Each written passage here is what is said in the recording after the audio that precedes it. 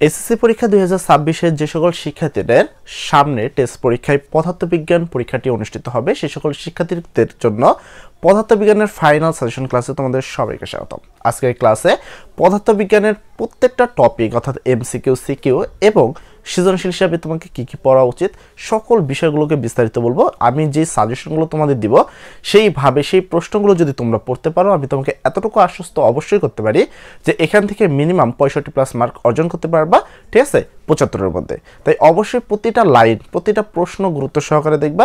শুধু যেগুলো টেস্ট পরীক্ষায় তোমার কাজে লাগবে তা কিন্তু নয়, যদি তুমি ফাইনাল পরীক্ষাতেও দাও এখান থেকে কিন্তু প্রশ্নগুলো আসবে। তাই এখনই যদি এই প্রশ্নগুলো ক্লিয়ার করে নাও তাহলে কিন্তু আর কোনো সমস্যা তোমাদের হবে না। তো চলো আমরা দেখবো যে সামনে যেহেতু তোমাদের টেস্ট পরীক্ষা আসতে চলেছে এবং পদার্থবিজ্ঞান তোমাদের পরীক্ষা বেশ অনেক শিক্ষার্থীদের রবিবারে হলো পরীক্ষাটি অনুষ্ঠিত হবে, কারো কারো হয়তো বা এক পেসে রয়েছে। এই পদার্থবিজ্ঞান সাবজেক্টটি মোটামুটি শিক্ষার্থীদের মনে কিন্তু একটা ভয় সৃষ্টি করে এবং অনেক শিক্ষার্থীরা পদার্থবিজ্ঞানের সঠিকভাবে উত্তর করতে পারে না, বিশেষ করে সৃজনশীল অংশে। এবার আমি তোমাদের সেই প্রশ্নগুলো এমনভাবে বলে দেবো অনেকটা প্রশ্ন ফাঁসের মতো তুমি বলতে নিতে পারো, কারণ আমি যা বলবো প্রশ্নপত্রে আশা করি হুবহু তাই আসবে। তোমরা ইতিমধ্যে যতগুলো পরীক্ষা দিচ্ছ আমাদের সাথে আশা করি তোমরা এই জিনিসটা কিন্তু ইজিলি অ্যানালাইসিস করতে পেরেছো। তো চলো আমরা দেখি আজকে আমাদের পদার্থবিজ্ঞানের জন্য আমাদের কী কী পড়া লাগবে।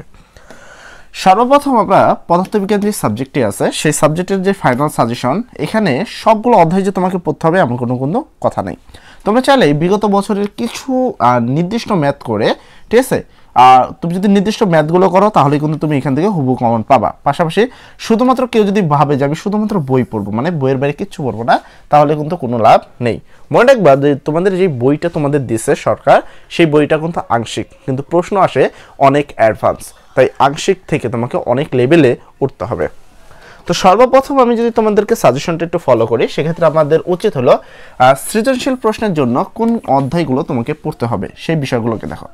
সর্বপ্রথম আমরা সিলেক্ট করছি দ্বিতীয় অধ্যায়, চতুর্থ অধ্যায়, তারপর হলো সপ্তম অধ্যায়, অষ্টম অধ্যায় এবং একাদশ অধ্যায়, এটা হলো 10 অধ্যায়। আচ্ছা, এই যে অধ্যায়গুলো দেখতেছো এই কয়টা অধ্যায় যদি কেউ পড়তে পারে আমি সে সকল শিক্ষার্থীকে বলবো এখানে সে সৃজনশীলে ফুল মার্ক মানে 40-40, টোটাল সৃজনশীল থাকে 60টার থেকে মিনিমাম 6টা সে হুবহু কমন পাবে, হুবহু। এখন এই অধ্যায়ের মধ্যে যদি কেউ বলে ভাই আমি খালি পাস করতে চাই, আমাকে মিনিমাম 2টা সহজ অধ্যায়ের নাম বলুন যেখান থেকে আমি পাস করতে পারি, সে সকল শিক্ষার্থীকে আমি বলবো গতি অধ্যায়টা পড়বা। খুবই সহজ একটি অধ্যায় এবং একটি সৃজনশীল প্রশ্ন 100% আসবে। আর একটা অধ্যায় হিসাবে তুমি পড়তে পারো আলোর প্রতিফলন, এখানে শুধু বর্ণনামূলক প্রশ্ন এবং ছোটোখাটো 2-1টা অঙ্ক আছে। তো এই যে 2টা অধ্যায়, এই 2টা অধ্যায় যদি করো তুমি ইজিলি কিন্তু 20 মার্ক পাবা, মানে যেখান থেকে তোমার পাস মার্কটা কিন্তু উঠে যাবে। এছাড়াও যদি মনে করো যে না আর একটু ভালো করতে চাও, সেক্ষেত্রে তুমি তরঙ্গ শব্দ এই অধ্যায়টি পড়তে পারো, এটি একটি সহজ অধ্যায়। আর এখানে যে কটা অধ্যায় আছে তার মধ্যে 3টা অধ্যায় সবচেয়ে বেশি অধ্যায়, আর কাজ ক্ষমতা শক্তি থেকে প্রশ্ন আসবে 2 সেট, বাট অধ্যায়টা কিন্তু অতটা সহজ না। তো মনে রাখবা যে এই যে প্রশ্নগুলো বা যেই কটা অধ্যায় তোমাকে দেখালাম এই কটা অধ্যায় যদি তুমি পড়তে পারো তাহলে আর তোমার কোনো সমস্যা থাকবে না। এখন প্রশ্ন হলো ভাইয়া এই অধ্যায়ের মধ্যে কোন প্রশ্নগুলো পড়বো। সর্বপ্রথম তোমাদের সিলেবাস আছে প্রথম অধ্যায়, যে অধ্যায়ের নাম হলো ভৌত রাশি, ঠিক আছে। তো ভৌত রাশির মধ্যে তুমি 1 নম্বর প্রশ্ন হিসেবে পড়বা পিচ কাকে বলে, 2 নম্বর হিসেবে পড়বা মৌলিক রাশি কাকে বলে, 3 নম্বর হিসেবে পড়বা স্ক্রু গজের ন্যূনাঙ্ক কাকে বলে, 4 নম্বর হিসেবে পড়বা একক কাকে বলে, 5 নম্বর হলো এখানে ভার্নিয়ার ধ্রুবক কাকে বলে, তারপর মাত্রা কি, তারপরে আপেক্ষিক ত্রুটি কাকে বলে, এসআই একক কাকে বলে এবং লঘিষ্ঠ গণন কি। এই কটা প্রশ্ন পড়লে এখান থেকে তুমি ক নাম্বার প্রশ্ন হুবহু কমন পেয়ে যাবা। এর পরবর্তী আসি তোমাদের খ নাম্বার এবং সংক্ষিপ্ত প্রশ্ন। খ নাম্বার প্রশ্ন এবং সংক্ষিপ্ত হিসেবে তোমাকে যে প্রশ্নগুলো পড়তে হবে, 1 নম্বর হিসেবে পড়তে হবে ওজন একটি লব্ধ রাশি, ব্যাখ্যা করো। 2 নম্বর হিসেবে পড়তে হবে তারের ব্যাস পরিমাপে স্লাইড ক্যালিপার্স অপেক্ষায় স্ক্রু গজ অধিক গ্রহণযোগ্য, ব্যাখ্যা করো। তারপরে মিটার স্কেলের সাহায্যে বস্তুর সঠিক দৈর্ঘ্য পরিমাপ করা যায় কি, ব্যাখ্যা করো। তার পরবর্তী প্রশ্ন মৌলিক রাশি ও লব্ধ রাশি দুটির মধ্যে পার্থক্য লিখো। এর পরবর্তী প্রশ্ন হলো স্ক্রু গজের পিচ 1 mm বা 1 মিলিমিটার বলতে কি বোঝো। এই কটা প্রশ্ন যদি পড়ে নাও এখান থেকে তুমি যেমনভাবে সংক্ষিপ্ত প্রশ্ন পাবা সেমভাবে কিন্তু সৃজনশীল প্রশ্ন সংক্ষিপ্ত প্রশ্ন এবং খ নম্বর প্রশ্ন পেয়ে যাবা। এরপরে তোমাদের হলো গ নম্বর প্রশ্ন, এখান থেকে বেশি সৃজনশীল প্রশ্ন আসে না, খুব অল্প কিছু অঙ্ক আছে। 2016 থেকে যদি শুরু করে 2025 সাল পর্যন্ত প্রশ্ন দেখো সর্বোচ্চ হয়তো বা 10টা প্রশ্ন হতেও পারে বা কম হবে। প্রথম প্রশ্ন তুমি পড়বা ভার্নিয়ার স্কেল ত্রুটি সংক্রান্তিক যে গাণিতিক সমস্যাগুলো আছে সেগুলো করবা, যেমন ভার্নিয়ার ধ্রুবক নির্ণয় করো, ভার্নিয়ার সমাপত্ত নির্ণয় করো, এই ধরনের যে ম্যাথগুলো অল্প কিছু 10টা সৃজনশীলের মতো হয়তো বা আছে এরকম, বাট এই অধ্যায়ে সৃজনশীল না করলেও চলবে, আমি এই অধ্যায়কে অত প্রেফার করি না করার জন্য। এরপর হলো আপেক্ষিক ত্রুটি সংক্রান্তিক যে গাণিতিক সমস্যা, এটার নাম্বার, এটা এখানে এই প্রশ্নটা থাকে হলো গ নাম্বারে, ঠিক আছে, আর এই প্রশ্ন তুমি যেটা দেখছো এটা থাকে হলো ঘ নাম্বারে। প্রশ্নটা অনেক বড়, হিউজ পরিমাণে একটু বড়ই আছে। এমসিকিউ হিসাবে জন্য পড়তে হবে এককের রূপান্তর এবং ভার্নিয়ার ধ্রুবক নির্ণয় করা পারতে হবে, বিভিন্ন বৈজ্ঞানিকের অবদানগুলো পড়তে হবে, যেমন হলো ভবিষ্যৎবাণী করেছেন কোন বিজ্ঞানী, এগুলো এমসিকিউ তোমাকে মাস্ট বি পড়তে হয়। এর পরবর্তী অধ্যায় যদি যাই, আমার ফেভারিট অধ্যায় গতি। এই অধ্যায় খুব একটা সহজ একটি অধ্যায় এবং এই অধ্যায় থেকে সর্বোচ্চ পরিমাণ কিন্তু কমন আসে, তাই যে সকল শিক্ষার্থীরা তোমরা যারা দুর্বল ছাত্র তারা অন্তত এই অধ্যায়টাকে পড়বা, এই অধ্যায়টা থেকে যেমনভাবে তুমি সৃজনশীল কমন পাবা সেমভাবে কিন্তু কখও কমন পাবা। এই অধ্যায়টি আমার মতে সবচেয়ে ইম্পর্টেন্টের মধ্যে সবচেয়ে সহজ একটি অধ্যায়, এই অধ্যায়গুলো পড়ে নিলে আশা করি তোমার আর কোনো সমস্যা থাকবে না। তো চলো এই অধ্যায় থেকে তোমরা কি পড়বা। এই অধ্যায় থেকে প্রথম পড়বা অধ্যায় 2 গতি। গতি জড়তা কাকে বলে? 2 নম্বর ত্বরণ কি, তারপরে গড় বেগের সংজ্ঞা দাও, তারপরে সুষম সমত্বরণ বা সমত্বরণ বলতে কাকে বলে, স্থিতি কাকে বলে, পরন্ত বস্তুর দ্বিতীয় সূত্রটি লিখো, সরণ কাকে বলে, তারপর পর্যাবৃত্ত গতি কি, তারপরে বেগ কাকে বলে। এর পরবর্তী প্রশ্ন চলন গতি কাকে বলে, তারপর তাৎক্ষণিক দ্রুতি কাকে বলে, সুষম বেগ কি। এই কটা প্রশ্ন পড়ে নিবা, এখান থেকে আমি তোমাকে শিওর দিচ্ছি যে ক নাম্বার প্রশ্ন তুমি কমন পাবা 100% শিওর থাকতে পারো, ঠিক আছে, এখান থেকে তুমি কমন পাবাই, নিঃসন্দেহে থাকো। আর পরবর্তী প্রশ্ন হলো খ নাম্বার এবং সংক্ষিপ্ত প্রশ্ন। এই অধ্যায় থেকে কি খ নাম্বার কোন প্রশ্নগুলো আসবে এবং সংক্ষিপ্ত কোন প্রশ্নগুলো আসবে। তো সেক্ষেত্রে 1 নম্বর পর্ব হলো সূর্যের চারিদিকে পৃথিবীর গতি কোন ধরনের গতি ব্যাখ্যা করো। 2 নম্বর হিসেবে পড়বা চলন্ত ফ্যানের সুইচ হঠাৎ বন্ধ করার পর ফ্যানের গতি কোন ধরনের গতি ব্যাখ্যা করো।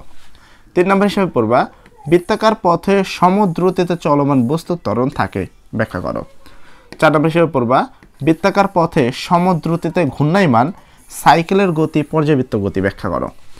তার পরবর্তী হিসেবে পড়বা সমদ্রুতিতে চলমান বস্তুর সরণ শূন্য হয় কেন ব্যাখ্যা করো। এরপরে পড়বা যেটা সেটা হলো মহাবিশ্বের সকল স্থিতিই আপেক্ষিক, সকল গতি আপেক্ষিক ব্যাখ্যা করো। এরপরে উপরের দিকে নিক্ষিপ্ত কোনো ঢিলের উত্থান ও পতনের সময় সমান কেন ব্যাখ্যা করো। আর পরবর্তী প্রশ্ন হলো সরণ বস্তুর গতিপথের উপর নির্ভর করে না কেন। সমবেগে চলমান বস্তুর ত্বরণ শূন্য হয় কেন। আঁকাবাঁকা পথে সুষম দ্রুতিতে চলতে পারলেও সুষম বেগে চলা অসম্ভব কেন ব্যাখ্যা করো। গতিশীল বস্তুর সরণ না ঘটলেও নির্দিষ্ট পরিমাণ দ্রুত অতিক্রম করে ব্যাখ্যা করো। আর পরবর্তী প্রশ্ন হলো গতির কাঁটার গতি কোন ধরনের গতি ব্যাখ্যা করো। এই যে প্রশ্নগুলো তোমাদের দেখালাম, এই প্রশ্নগুলো যদি তুমি পড়ে নাও তাহলে খ নাম্বার এবং সংক্ষিপ্ত প্রশ্নে তোমার বিন্দুমাত্র সমস্যা থাকবে না। এরপরে আসবো আমরা গ খ নাম্বার প্রশ্ন। আর একটা ছোট্ট কথা, তোমরা যারা এখন পর্যন্ত হয়তোবা ফিজিক্স কেমিস্ট্রি এই সাবজেক্টগুলোতে টেস্ট পরীক্ষায় ভালো রেজাল্ট করতে পারবা না এরকম চিন্তাভাবনা আছে এবং যদি টেস্ট পরীক্ষায় তোমার ফেলও আসতে পারে এরকম একটা সম্ভাবনা তোমার মাঝখানে জন্মে থাকে, তাহলে তোমাকে কিন্তু আবারও বলছি যে তোমাকে বেসিক থেকে পড়া শুরু করতে হবে। একবারে শুরু থেকে হাত ধরে ধরে বাচ্চা শিশুদের মতো তোমাদেরকে যদি পড়ানো হয়, এখনও যে পরিমাণ সময় আছে এই অল্প সময়ের মধ্যেও কিন্তু তুমি সম্পূর্ণ বইকে আবার নতুনভাবে শেষ করতে পারবা। তোমাদের বই খুবই স্বল্প একটি সিলেবাস, অল্প ছোট একটি সিলেবাস, যা 3 থেকে 4 মাসের মধ্যে খুব অনায়াসে কমপ্লিট করা যায় যদি আমি আবার নতুনভাবে প্রথম থেকে শুরু করি। তাই আমাদের নতুন কোর্স কিন্তু ইতিমধ্যে আমাদের ওয়েবসাইটের কাজগুলো কমপ্লিট হয়ে গেছে 1 তারিখে, আজকে মোটামুটি 3 তারিখ। তো এর মধ্যে আমাদের কিন্তু সকল কাজ কমপ্লিট হয়ে গেছে। তোমরা চাইলে এই ভিডিও ডেসক্রিপশন থেকে আমাদের কোর্স লিঙ্ক বা আমাদের ওয়েবসাইট লিঙ্ক পেয়ে যাবা, সেখান থেকে যে কোনো কোর্স পারচেস করতে পারো। আমরা সেই সাইটগুলোতে বা আমাদের ওয়েবসাইটে আমাদের কোর্সগুলোতে আমরা একবার প্রথম থেকে তোমাকে আবার হাত ধরে ধরে প্রত্যেকটা পয়েন্ট শিখিয়ে দিব। তোমাদের মেন পরীক্ষার 15 থেকে 16 দিন আগেই আমাদের সম্পূর্ণ সিলেবাস কিন্তু কমপ্লিট হয়ে যাবে। ক্লাস হবে ফেসবুক গ্রুপ এবং ওয়েবসাইটে। তোমরা যারা কোর্সগুলো পারচেস করতে চাও টেস্ট পরীক্ষার পরে অথবা এখনই, তোমরা চাইলে ভিডিও ডেসক্রিপশন থেকে কোর্সগুলো কিন্তু পারচেস করতে পারো। তো চলো আমরা সাজেশনটি কমপ্লিট করি এবং আমি যে সাজেশনগুলো তোমাদের দিচ্ছি আশা করি সেই সাজেশনগুলো যদি তুমি ঠিকঠাক পড়ে যাও তো এখান থেকে 100% প্রশ্নপত্র কমন পাবে ইনশাল্লাহ। তো এবার দেখো এখানে তোমার যে কাজটা সেটা হলো গ ঘ নাম্বার প্রশ্ন। গ ঘ নাম্বার প্রশ্ন কি ছক থেকে ত্বরণ সরণ সময় নির্ণয় করো। কেমন প্রশ্নগুলো এরকম থাকে, এরকম এখানে একটা ছক উল্লেখ আছে, ধরো এরকম একটা ছক উল্লেখ আছে। যারা আমাদের থেকে সাজেশন পিডিএফ গুলো কিনছে তারা কিন্তু জানে যে এরকম একটা ছক থাকে। এখানে ধরলাম বেগ থাকে, এখানে বেগ, এখানে সময়, এরকম কিছু দেওয়া থাকে 5, 10, 15, 20 এরকম সময় দেওয়া থাকে। বলা হয় যে 1 মিনিট 20 সেকেন্ড এর অতিক্রম দূরত্ব নির্ণয় করো, বেগ বনাম সময় লিখে চিত্র অঙ্কন করো, ঠিক আছে, বা ত্বরণ নির্ণয় করো। এই যে ধরনের প্রশ্নগুলো এখান থেকে, এই ধরনের প্রশ্নগুলো তোমাকে মাস্ট বের করতে হবে। তারপরে ছক থেকে ত্বরণ বনাম সময় অথবা ত্বরণ সময় লিখে চিত্র অঙ্কন করতে হবে। যেমনটা বললাম, যেরকম একটা ছক থাকবে তখন প্রশ্ন বলবে যে বেগ বনাম সময় লিখে চিত্র অঙ্কন করো, ত্বরণ বনাম সময় লিখে চিত্র অঙ্কন করো। লিখিতচিত্র থেকে ত্বরণ সরণ এবং সময় নির্ণয় করতে পারতে হবে। লিখিতচিত্র কিরকম, এরকম একটা লিখিতচিত্র দেওয়া থাকবে প্রশ্নে, এরকম একটা লিখিতচিত্র দেওয়া থাকবে, ঠিক আছে। এই লিখিতচিত্র হতে হয়তো বা বলা হবে এরকম যে এখানে আছে 10 সেকেন্ড, এখানে আছে 20 সেকেন্ড। প্রশ্নে বলা হলো যে 15 সেকেন্ডের অতিক্রম দূরত্ব নির্ণয় করো, বা প্রশ্নে বলা হলো যে 10 সেকেন্ডের ত্বরণ কত, অথবা প্রশ্নে বলা হলো যে কত সময় পরে ত্বরণ এত হবে। এই ধরনের প্রশ্নগুলো কিন্তু করে, অবশ্যই এই ধরনের অঙ্কগুলো ভালো করে করবা। তারপর তোমরা করবা প্রতিযোগিতামূলক যে ম্যাথগুলো আছে সেগুলো করতে হবে, ঠিক আছে। এই কয়টা প্যাটার্নে আমি অঙ্কগুলোকে ভাগ করে দিই। তারপর মিলিত হবে কি হবে না, অর্থাৎ একজন এখান থেকে যাত্রা শুরু করলো, একজন এখানে একটা বাস আছে, এখানে আরেকটা বাস আছে, দুইজন যাত্রা শুরু করলো, একজন সুষম ত্বরণে যাচ্ছে, একজন সমবেগে যাচ্ছে। প্রশ্ন হলো তাদের পরস্পর কখন মিলিত হবে বা কতবার দেখা হবে, ঠিক আছে। বাঘ হরিণকে বা ইঁদুর বিড়ালকে, এই ধরনের যে গাণিতিক সমস্যাগুলো আছে এই গাণিতিক সমস্যাগুলো তোমাদের সমাধান করতে পারতে হবে। যদি না পারো তার মানে এখন পর্যন্ত তোমার কি পদার্থবিজ্ঞান কমপ্লিট হয়নি বা পদার্থবিজ্ঞান সম্পর্কে তোমার কোনো ধারণা নেই। সেই ক্ষেত্রে তোমার করণীয়, আমাদের এই ভিডিও ডেসক্রিপশন থেকে তোমরা চাইলে আমাদের কোর্স পারচেজ করতে পারো। আশা করি এই সকল ধরনের ম্যাথগুলোকে টাইপ ভিত্তিকভাবে আমরা তোমাদের শিখিয়ে দিব এবং পরীক্ষার কেন্দ্রে একটা বেটার রেজাল্ট তোমরা করতে পারবে ইনশাল্লাহ। আচ্ছা, এর পরবর্তী অধ্যায়, এই অধ্যায়ের নাম হলো অধ্যায় 3 বল। এই অধ্যায় থেকে তুমি যেটা করবা, অস্পৃশ্য বল কাকে বলে, মৌলিক বল কাকে বলে, বল কাকে বলে, ভরবেগ কাকে বলে, অসাম্য বল কাকে বলে, ভরবেগের সংরক্ষণ সূত্রটি লিখো, আবর্তন ঘর্ষণ কি, তারপর হলো সাম্য বলের সংজ্ঞা দাও, তারপর স্থিতি জড়তার কাকে বলে, তারপর পদার্থের কোন ধর্ম জড়তার উপর নির্ভর করে বা পরিমাপক, নিউটনের গতির প্রথম সূত্রটি লিখো, ঘর্ষণ বলের সংজ্ঞা দাও, তারপর হলো মধ্যাকর্ষণ বল কি। আর পরবর্তী প্রশ্ন হলো খ নম্বর এবং সংক্ষিপ্ত প্রশ্ন। খ নম্বর এবং সংক্ষিপ্ত প্রশ্ন, এখানে তুমি এগুলো পড়বা। বোতলের ছিপিতে খাঁজ কাটা থাকে কেন, তারপর হলো ক্রিকেট খেলার বলার দৌড়ে বল করে কেন, ব্যাখ্যা করো। কর্দমাক্ত রাস্তায় আমরা পিছলে যাই কেন, ব্যাখ্যা করো। এই 3টা প্রশ্নের উত্তর কিন্তু জড়তা। এই 3টা প্রশ্নে কি জড়তা থেকে করা হয়েছে। যখন জড়তা পড়ানো হয় তখন এই বেসিক প্রশ্নের উত্তরগুলো কিন্তু দিয়ে দেওয়া হয়। একটি ক্রিকেট বলকে, ঠিক আছে, ব্যাট দ্বারা আঘাত করলে অনেক সময় ছক্কায় পরিণত হয় কেন, ব্যাখ্যা করো। তারপরে ভরবেগের সংরক্ষণ সূত্রটি ব্যাখ্যা করো। তোমার সমিশ্রণ রাস্তায় ব্রেক করলে চলন্ত গাড়ির চাকা পিছলে যায় কেন। তারপরে ভাঙ্গা রাস্তার চেয়ে পিচ ঢালা পথে গাড়ি চালানো বেশি সুবিধাজনক, ব্যাখ্যা করো। দুর্বল নিউক্লিক বল অপেক্ষায় তড়িৎ চুম্বকীয় বল অধিক শক্তিশালী কেন, ব্যাখ্যা করো। এর পরবর্তী প্রশ্ন, বস্তুর ভর ও ওজন সমান হয় কিনা, ব্যাখ্যা করো। তারপরে গাড়ির ব্রেক করার পর একটু সামনে গিয়ে থামে কেন, ব্যাখ্যা করো। এই ধরনের যে প্রশ্নগুলো আছে ভালো করে করবা, সংক্ষিপ্ত প্রশ্ন প্লাস খ নম্বর প্রশ্নের জন্য। এর পরবর্তী আরও বেশ প্রশ্ন আছে, এখান থেকে খ নম্বর এবং সংক্ষিপ্ত প্রশ্ন আসলে বেশি আসে, যার কারণে এখান থেকে প্রশ্নগুলো একটু বেশি দেওয়া আছে। এর পরবর্তী প্রশ্ন হলো, পৃথিবীর কেন্দ্রে বস্তুর ওজন শূন্য কেন। ভর হচ্ছে জড়তার পরিমাপক, ব্যাখ্যা করো। নভোচারীরা মহাকাশে নভোযানে ভেসে থাকে কেন, ব্যাখ্যা করো। ক্রিয়া প্রক্রিয়া তোমার প্রতিক্রিয়া বল সর্বদা ভিন্ন বস্তুর উপর ক্রিয়াশীল, ব্যাখ্যা করো। জানালার কাছে ঢিল ছুঁড়লেও তা ভেঙে চূর্ণ হয়ে যায় কেন, ব্যাখ্যা করো। জড়তা কি ও কত প্রকার, ব্যাখ্যা করো। তারপরে মৌলিক বল কাকে বলে, মৌলিক বল কত প্রকার, ব্যাখ্যা করো। কোনো বস্তুর ভরবেগ তোমার কত 100 কেজি m/s বলতে কি বোঝো। তারপরে অভিকর্ষ ত্বরণ 9.8 m/s বলতে কি বোঝো। ঘর্ষণ একটি প্রয়োজনীয় উপদ্রব্য, ব্যাখ্যা করো। এর পরবর্তী প্রশ্ন হলো তোমাদের গ ঘ প্রশ্ন।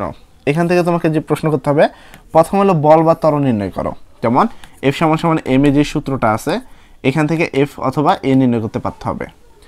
তারপর মিলিত বেগ বা পশ্চাৎ বেগ নির্ণয় করো। সাপোজ এখানে একটা বল আছে আর এখানে একটা বল আছে, দুইটা বল আছে যারা পরস্পর একদিকেই হয়তো যাচ্ছে অথবা বিপরীত দিক যাচ্ছে, তারা একসময় কি হবে, সংঘর্ষ ঘটবে। সংঘর্ষের পরে একটা নির্দিষ্ট বেগে যাবে, তখন প্রশ্নে বলা হবে সাপোজ এখানে ধরো বেগ আছে 6 ms ইনভার্স 1, এটা আছে 2 কেজি ভরের একটি বস্তু, এটা আছে 5 কেজি ভরের একটি বস্তু, যেটা হলো তোমার কি প্লাস 1 ms ইনভার্স 1 এ যাচ্ছে এটা। তখন প্রশ্নে বলবে যে এদের মিলিত বেগ কত নির্ণয় করো বা পশ্চাৎ বেগ নির্ণয় করো। তারপরে দ্বিতীয় বস্তুটির বেগ নির্ণয় করো। সাপোজ ধরো এই মিলিত হওয়ার পরে দ্বিতীয় বস্তুর বেগ নির্ণয় করো, প্রথম বস্তুর হয়তো বেগটা দিয়ে দিল, এই ধরনের প্রশ্ন থাকবে। ঘটনাটি কি ভরবেগ ও গতিশক্তি সংরক্ষিত হয়েছে কিনা কি গাণিতিক যুক্তি দাও। এই সেম প্রশ্ন এইখান থেকে ঘ নম্বর প্রশ্ন এটা দিবে যে ঘটনাটি কি ভরবেগ এবং গতিশক্তি সংরক্ষিত হয়েছে। এর পরবর্তী প্রশ্ন, বন্দুক ও তক্তা সংক্রান্তিক যে গাণিতিক ম্যাথগুলো আছে সেগুলো করবা। এগুলো মেনলি হলো তোমার এমসিকিউ প্রশ্ন আসে যে একটা বন্দুক থেকে কিছু পরিমাণ গুলি ছুড়লো, ছোড়ার পরে বস্তুটা কি একটা তক্তা ভেদ করলো, ভেদ করে এত অংশ যাওয়ার পরে তোমার কি বন্দুকের গুলি অর্ধেক হয়ে গেল, তখন বেগ অর্ধেক হয়ে গেল, এখন বস্তুটা আর কতটুকু যাবে, এই ধরনের প্রশ্নগুলো কিন্তু থাকে। তারপরে নিউটনের তৃতীয় সূত্র এর প্রয়োগ, তারপর হলো নৌকা থেকে লাফ দেওয়া যে ম্যাথগুলো আছে সেগুলো করতে হবে। ভূপৃষ্ঠ থেকে কোন উচ্চতায় অভিকর্ষ ত্বরণ শূন্য, এটা টেস্ট পরীক্ষার জন্য সবচেয়ে বেশি গুরুত্বপূর্ণ। এই ধরনের প্রশ্ন টেস্ট পরীক্ষায় বেশিবার দেয়, বিগত সালেও দিয়েছিল। এর পরবর্তী প্রশ্ন, এর পরবর্তী অধ্যায় 4, এখান থেকে দুইটা সৃজনশীল আসবে।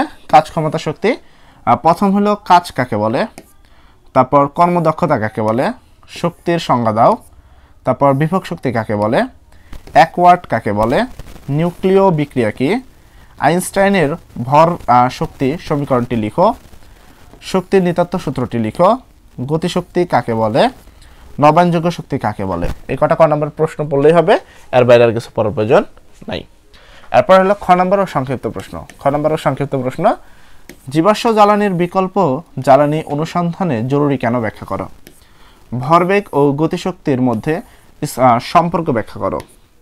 1 ওয়াট সেকেন্ডকে 1 জুল বলা যায় কেন ব্যাখ্যা করো। পরন্ত বস্তুর বিভব শক্তি হ্রাস পায় কেন। মাটির নিচে তেল গ্যাস আছে কিনা তা কিভাবে শনাক্তকরণ করা যায় ব্যাখ্যা করো। শক্ত মাটিতে হাঁটা তোমার কি সহজতর হয় কেন ব্যাখ্যা করো। বায়োমাসকে নবায়নযোগ্য জ্বালানি বলা হয় কেন ব্যাখ্যা করো। লভ্য কার্যকর শক্তি কর্মদক্ষতার তোমার কি উপর নির্ভর করে কেন ব্যাখ্যা করো। নিউক্লিয় সিকল বিক্রিয়া চিত্র একে ব্যাখ্যা করো। তো এই ধরনের প্রশ্নগুলো, অনেক প্রশ্ন হয়তোবা তোমরা আজকে নতুন শুনছো বা এই প্রশ্নগুলোর সাথে হয়তোবা তুমি সম্পর্কিত নাই, বা এখন পর্যন্ত তোমরা এই বিষয়গুলো হয়তোবা এখন পর্যন্ত তোমাদের জানা নাই। সেই সকল শিক্ষার্থীরা যারা এখন পর্যন্ত ফিজিক্সে প্রচুর পরিমাণে দুর্বল এবং যদি রিভিশন কোর্স করে হয়তোবা যদি তাদের বোর্ড প্রশ্ন করানো হয় তারা বোর্ড প্রশ্ন বুঝবে না, এই ধরনের দুর্বল ছাত্র যারা একান্ত কিছুই বোঝে না, এখন পর্যন্ত 5 মার্ক নিয়ে টানাটানি চলছে এবং এই যে প্রশ্নগুলো বলছি এগুলো তাদের কাছে মনে হচ্ছে যে অনেক প্রশ্ন হয়ে যাচ্ছে। তো এই সকল শিক্ষার্থীরা কিন্তু তোমরা কিন্তু ফিজিক্সে প্রচুর পরিমাণে দুর্বল, তাই তোমাদের শিখতে হবে প্রথম থেকে। আবার নতুনভাবে যেমন ক্লাস 9-এর শিক্ষার্থীদেরকে হাত ধরে ধরে শেখানো হয়, সেক্ষেত্রে অবশ্যই তোমরা যদি আমাদের যে কোর্সটি রয়েছে এই ভিডিও ডিসক্রিপশনে আমাদের কোর্স লিঙ্ক পেয়ে যাবা, সেখান থেকে আমাদের কোর্স পারচেজ করলে আমরা কিন্তু হাত ধরে ধরে তোমাদেরকে আবার প্রথম থেকে শেখাবো। প্রত্যেকটা টপিক ধরে ধরে বিগত সালের প্রশ্নগুলো অ্যানালাইসিস করে সবচেয়ে গুরুত্বপূর্ণ প্রশ্নগুলো করে দেবো, যেগুলো বোর্ড পরীক্ষায় তুমি হুবহু কমন পাবা। পাশাপাশি এমসিকিউ ক্লাস, সিকিউ ক্লাস এবং রেকর্ডেড তো থাকবেই। তো সকল ক্লাসগুলো করার জন্য এই ভিডিও ডিসক্রিপশন থেকে তুমি অবশ্যই কোর্সগুলো পারচেজ করতে পারো। আচ্ছা, এর পরবর্তী প্রশ্ন দেখো, নিউক্লিয়ার চেন রিঅ্যাকশন একটি স্বতঃস্ফূর্ত প্রক্রিয়া ব্যাখ্যা করো। এরপরে বায়োগ্যাসকে নবায়নযোগ্য শক্তির উৎস বলার কারণ ব্যাখ্যা করো। নিউক্লিয়ার শক্তিকে অনবায়নযোগ্য শক্তি তোমার কি বলা হয় কেন। বায়োমাসকে নবায়নযোগ্য শক্তির উৎস বলার কারণ কি ব্যাখ্যা করো। কাঁধে ঝুলানো স্কুল ব্যাগের মোটা বেল্ট চিকন বেল্টের তুলনায় আরামদায়ক কেন ব্যাখ্যা করো। তারপরে পরিবেশের উপর জলবিদ্যুৎ কেন্দ্রের প্রভাব ব্যাখ্যা করো। আর পরবর্তী প্রশ্নে চলে যাই, গঘ নম্বর প্রশ্ন। গঘ নম্বর প্রশ্ন হিসেবে তোমাকে করতে হবে ধনাত্মক ও ঋণাত্মক কাজ সংক্রান্ত যে গাণিতিক সমস্যা, অর্থাৎ কাজ W সমান FS আমরা জানি, এই কাজ নির্ণয় করতে পারতে হবে। বিভিন্ন ধরনের অঙ্ক থেকে কাজ নির্ণয় করতে পারতে হবে। তারপরে গতিশক্তি বিভব শক্তির কোন উচ্চতায় এই দুইটি সমান হবে অথবা n গুণ হবে? এরকম ধরনের একটা প্রশ্ন থাকে যে একটা বস্তুকে নিচ থেকে উপরের দিকে নিক্ষেপ করা হলো, ঠিক আছে? একটা বস্তুকে নিচ থেকে উপর দিকে নিক্ষেপ করা হলো, বস্তুটি কত উচ্চতায়, এর বিভব শক্তি ধরো সাপোজ আমি বললাম এর বিভব শক্তি গতি শক্তির, ঠিক আছে, 2 গুণ হবে। এরকম প্রশ্ন করা হয়, এটা এই ধরনের প্রশ্নগুলো করতে পারতে হবে। ভরবেগ ও গতিশক্তির সংরক্ষণ সংক্রান্ত যে গাণিতিক সমস্যা সেটা করতে হবে। এখন ভরবেগের যে সূত্রগুলো আছে সেগুলো তোমাকে ভালো করে করতে হবে। দেখো এই ধরনের একটা ম্যাথ থাকে যে একটা বস্তু উপর থেকে কোনো একটা নির্দিষ্ট বেগে এই বস্তুটাকে ফেলে দেওয়া হলো। এখানে এ বিন্দু থাকে, এখানে বি বিন্দু থাকে, এখানে সি। এখন প্রশ্ন হলো এ বি সি বিন্দুতে বস্তুর মোট শক্তি সংরক্ষিত হয়েছে কিনা, অথবা তোমার কি এই বস্তুটি শক্তির নিতান্ত সূত্রকে অনুসরণ করেছে কিনা। এই ধরনের প্রশ্নগুলো কিন্তু সবচেয়ে বেশি পরিমাণ আসে। এরপরে লভ্য কার্যকর ক্ষমতা বা তোমার কি প্রদত্ত ক্ষমতা সমান কুয়া এবং পাম্প বা পানির ট্যাঙ্ক সংক্রান্ত যে গাণিতিক সমস্যা, সোজা বাংলা যদি বলি কর্মদক্ষতা বা ট্যাঙ্ক সম্পর্কিত যেই অঙ্কগুলো আছে সেগুলো তোমাকে ভালো করে করতে হবে। এরপরে চলে যাবো আমরা পরবর্তী প্রশ্নে। এখানে আমরা পরবর্তী অধ্যায়ের নাম হলো 7ম অধ্যায় তরঙ্গ শব্দ। তরঙ্গ শব্দ থেকে যেটা পড়বা, শব্দের তীক্ষ্ণতা কাকে বলে, টিম্বার কাকে বলে, শব্দের তীব্রতার সংজ্ঞা দাও, কম্পাঙ্ক কাকে বলে, তারপর প্রতিধ্বনি কাকে বলে, তরঙ্গের বিস্তার কাকে বলে, শব্দের তীব্রতা কাকে বলে, বিস্তার কাকে বলে, অনুদৈর্ঘ্য তরঙ্গ কাকে বলে। এবং খ নাম্বার ও সংক্ষিপ্ত প্রশ্নের শুরু তোমাকে বলতে হবে সকল প্রতিফলিত তোমার কি শব্দের প্রতিধ্বনি শোনা যায় না কেন, ব্যাখ্যা করো। পানি ও তামার তরঙ্গের বেগ ভিন্ন, ব্যাখ্যা করো। শীতকালের চেয়ে গ্রীষ্মকালে বায়ুতে শব্দের বেগ বেশি হয় কেন, ব্যাখ্যা করো। পরিবেশের সকল শব্দ আমরা শুনতে পাই না কেন, ব্যাখ্যা করো। তারপরে এই প্রশ্নটিকে হয়তো ঘুরিয়েও করতে পারে, শব্দের বেগের ওপর বাতাসের ঘনত্বর প্রভাব ব্যাখ্যা করো। এর পরবর্তী প্রশ্ন, শব্দের তীব্রতা 100 কি WMS মানে ওয়াট পার মিটার স্কোয়ার বলতে কি বোঝো, ব্যাখ্যা করো। বাদুর কর্তৃক সৃষ্টি শব্দ বাদুর শুনলেও মানুষ শুনতে পায় না কেন, ব্যাখ্যা করো। দুই বন্ধু পরস্পর কথা বলার সময় তাদের তরঙ্গ দৈর্ঘ্য ভিন্ন ভিন্ন হয় কেন। শীতকাল অপেক্ষায় বর্ষাকালে শব্দ দ্রুত শোনা যায় কেন, ব্যাখ্যা করো। নভোচারীরা মহাকাশের নভোযানের ভেসে থাকে কেন, ব্যাখ্যা করো। এই যে প্রশ্নগুলো, এই প্রশ্নগুলো ভালো করে তোমরা সমাধান করবা, অবশ্যই এই প্রশ্নগুলো তোমাদের করতে হবে। এরপর গ নম্বর প্রশ্ন হিসাবে তরঙ্গ বেগ, কম্পাঙ্ক, পর্যায়কাল অথবা বেগ নির্ণয় করতে পারতে হবে। এরকম একটা প্রশ্ন সাপোজ এরকম একটা দেওয়া হলো, এখানে একটা কিছু একটা দেওয়া হলো, একটা এখান থেকে একটা মানুষ রয়েছে, এই মানুষটা শব্দ সৃষ্টি করার পরে এখান থেকে প্রশ্ন বলা হবে, হয়তো 30 ডিগ্রি সেলসিয়াস তাপমাত্রা দেওয়া থাকবে, প্রশ্নে বলা হবে যে বায়ুর তাপমাত্রা কত বা ওই অবস্থায় বেগ কত, বায়ুর বেগ কত নির্ণয় করো।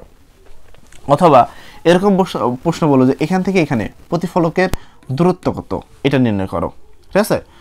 আবার এরকম একটা প্রশ্ন থাকে যে এরকম একটা চিত্র দেওয়া থাকে এরকম, ঠিক আছে, এই চিত্রতে বলা হয় যে বেগ নির্ণয় করো, অথবা বলা হয় যে কম্পাঙ্ক নির্ণয় করো, অথবা বলা হয় যে পর্যায়কাল বাই করো। তো এই ধরনের দুইটা অঙ্ক, এই অঙ্কটা আর এই অঙ্কটা, এই দুই ধরনের অঙ্ক খুব ভালো করে করতে হবে তোমাদেরকে। যেমনটা বললাম যে ভিন্ন তাপমাত্রা ও তাপমাত্রার তোমার শব্দের বেগ সংক্রান্ত গাণিতিক মানে যেই ধরনের যে গাণিতিক সমস্যা সেগুলো সমাধান করতে হবে। ন্যূনতম দূরত্ব বা ন্যূনতম সময় নির্ণয় করা, এই ঘ নম্বর প্রশ্ন থাকে এটা, যে ন্যূনতম কত দূরত্বে প্রতিধ্বনি শুনতে পারবে।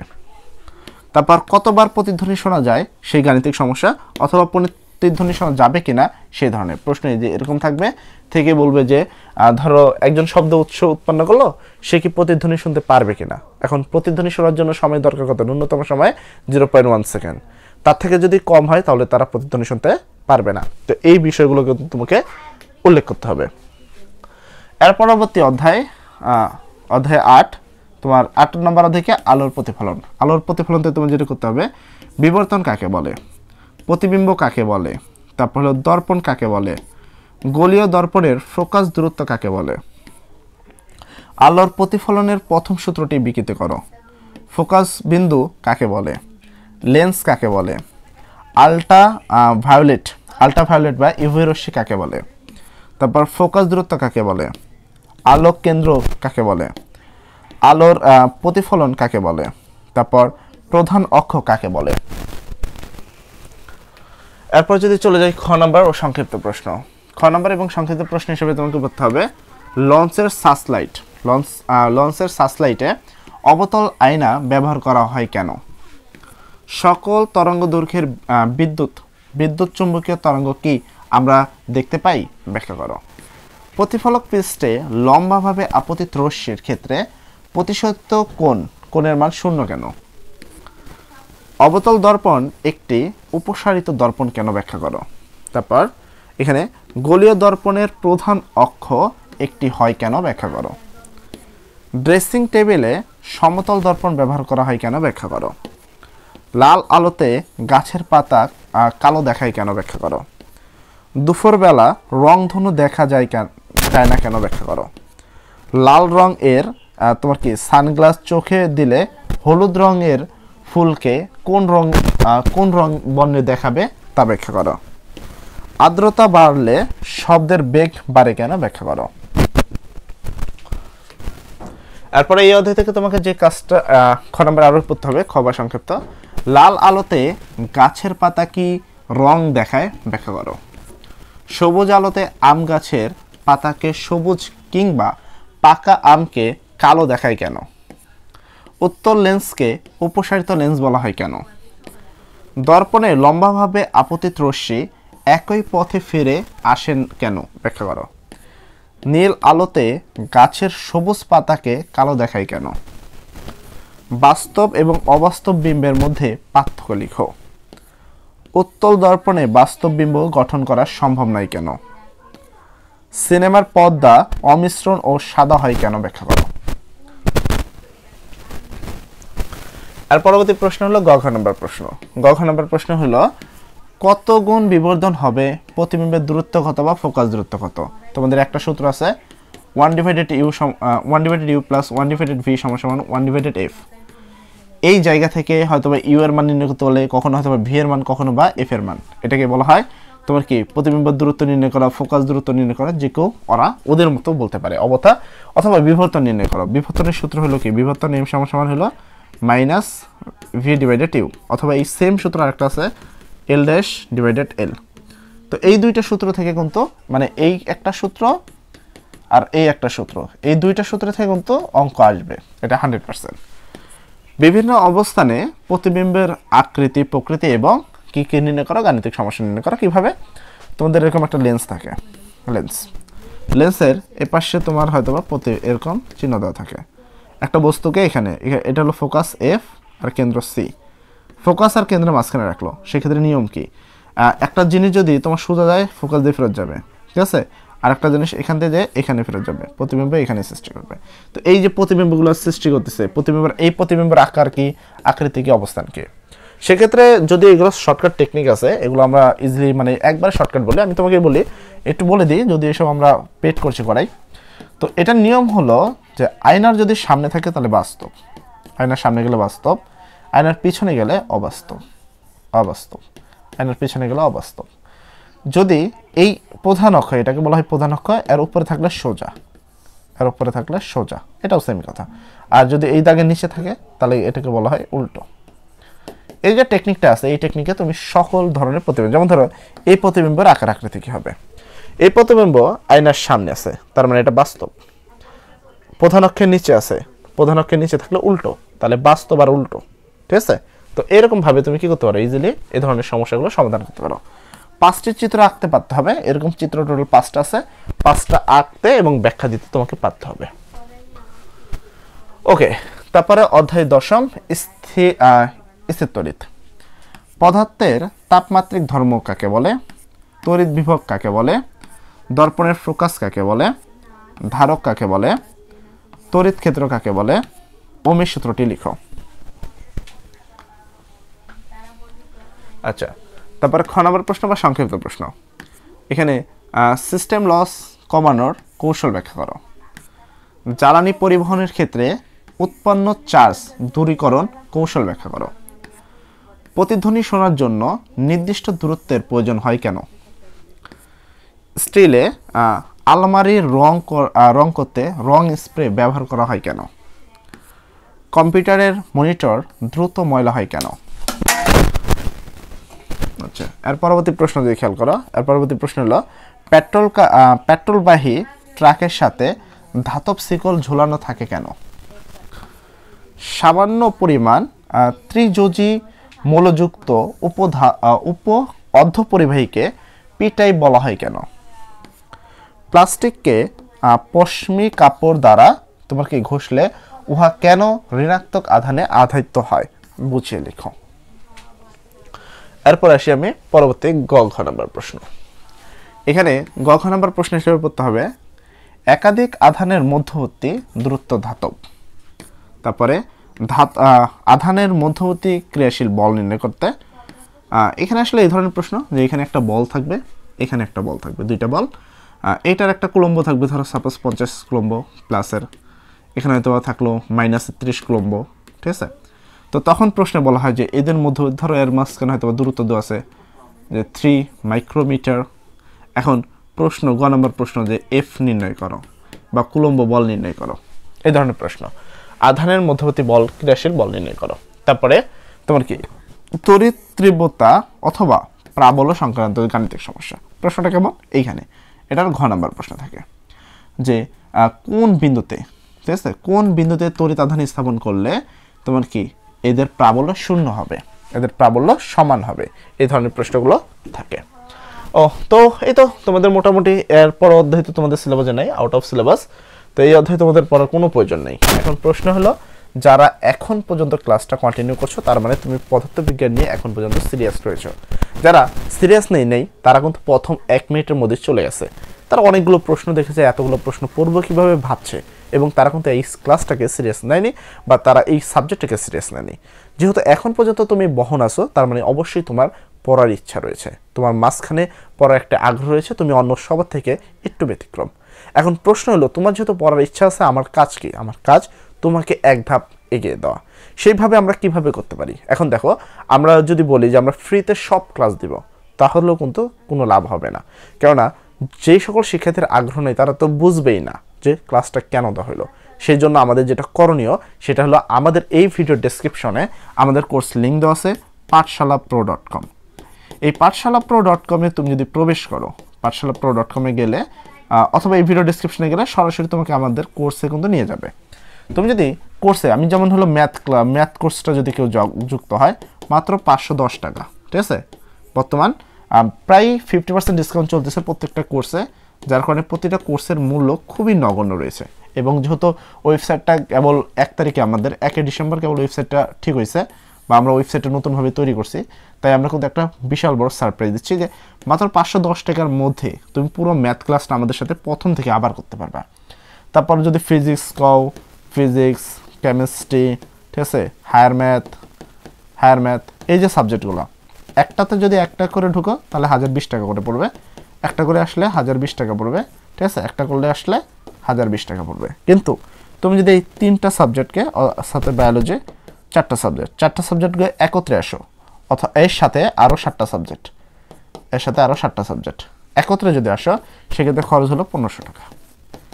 এই 1500 টাকার মধ্যে আমাদের যেই FRV যে কোর্সটা আছে, ঠিক আছে, রিভিশন প্রিমিয়াম ব্যাচ 2026, এই কোর্সটা কিন্তু ইতিমধ্যে লঞ্চ করা হয়েছে। এই কোর্সটা টোটাল সব সাবজেক্ট মাত্র 1500 টাকার মধ্যে পড়ানো কিন্তু কমপ্লিট করা হবে। তো তোমরা এখন পর্যন্ত তো কোর্সগুলো পারচেস করো নাই, অবশ্যই কোর্সগুলো পারচেস করে নিবা এই ভিডিও ডেসক্রিপশন থেকে।